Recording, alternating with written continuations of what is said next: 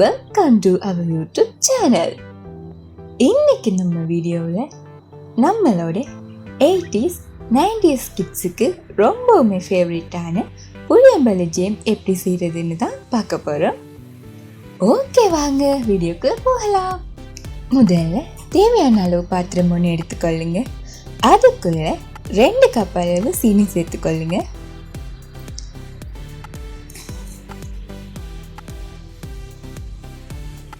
அது கூட 85 ml தண்ணீர் சேர்த்துக்கொள்ளுங்க.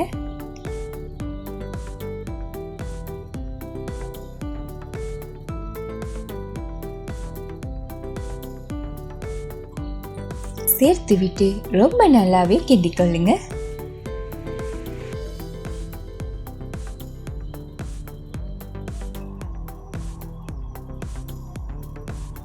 பாருங்க, நம்மளோட சீனிப்பாகு இந்த மாதிரி ப்ரௌன் கலர் ஆகும் வரைக்கும் ரொம்ப நல்லாவே கிண்டி எடுத்துக்கொள்ளுங்க.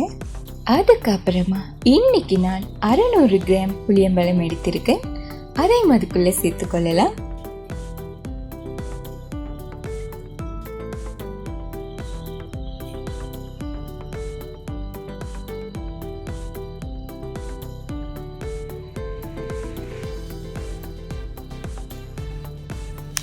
ஓகே, பாருங்க, நம்மளோட சுவையான புளியம்பழ ஜேம் தயாராகி வந்துடுச்சு. இந்த வீடியோ உங்களுக்கு பிடிச்சிருந்தா லைக் பண்ணுங்க, கமெண்ட் பண்ணுங்க, ஷேர் பண்ணுங்க. இன்னும் ஒரு நெக்ஸ்ட் வீடியோவில் உங்களை சந்திக்கிறேன். தேங்க்ஸ் ஃபார் வாட்சிங்.